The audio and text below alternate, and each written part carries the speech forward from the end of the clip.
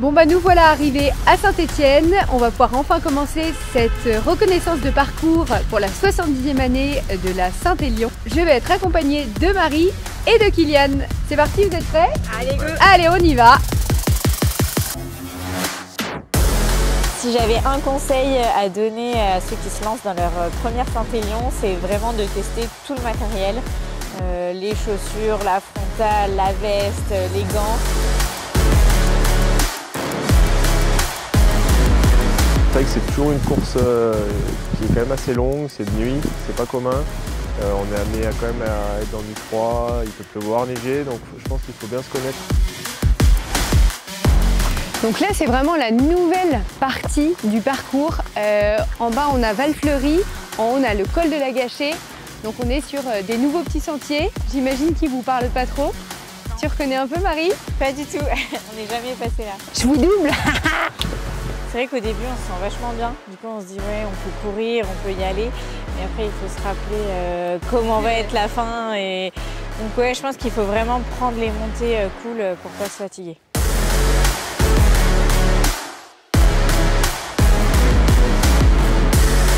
Nous voilà au kilomètre 19, on est au col de la Gâchée, on est à 1 km du ravitaillement de Saint-Christophe-en-Jarret. Habituellement c'est plus autour du 16e kilomètre, donc là c'est aussi un peu une nouveauté d'être quand même à 20 km de Saint-Étienne. Tu t'arrêtes, tu reprends du ravitaillement et tu repars sur une nouvelle portion, donc ça te permet en plus de découper en plus de portions la course.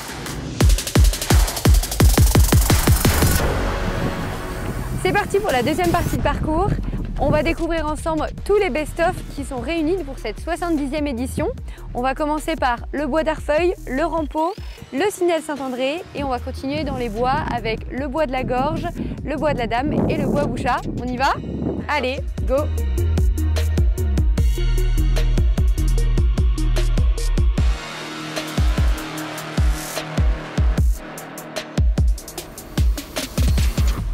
Signal Saint-André. Marie, ça te ramène des beaux souvenirs. 934 mètres. Alors il me semble que j'avais un petit peu marché, principalement couru, mais j'avais alterné course-marche sur certaines portions, puisque là ça commence à être un petit peu plus difficile. Maintenant qu'on est au Signal, il n'y a plus qu'à descendre. Marie, est-ce que tu as des petits conseils à nous donner jusqu'au prochain ravitaillement de Saint-Genoux? Ça va être pas mal de descente. Ouais, ben, il faut être assez vigilant parce qu'elle n'est pas forcément technique, la descente, mais moi l'année dernière elle était bien gelée et bon, j'ai eu une petite gamelle. Une petite. Ouais, là, l'année dernière il y avait plein de neige. Dans l'ambiance de cette course, ce qui est intéressant, voilà, c'est toujours cette densité, de pouvoir voilà, avancer au fil des kilomètres à la frontale, c'est super sympa. Et voilà, il y a de la neige, ça change beaucoup de courir de nuit déjà. Avec les conditions climatiques, neige, froid, c'est ce que je préfère et je trouve ça sympa.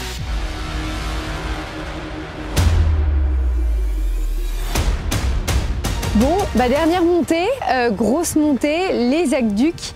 On arrive sur Lyon, 76e kilomètre. Il nous reste à peu près 8 km avant la halte Garnier. Marie, est-ce que tu as un petit dernier conseil pour cette grande dernière montée? C'est la dernière montée, donc elle est plutôt en 2 temps. Vaut mieux marcher, je pense, au début. Et puis, dans tous les cas, c'est la dernière, donc faut tout donner. Il n'y a plus qu'à. On te retrouve dans quelques semaines là-haut? Voilà, c'est l'objectif. En haut.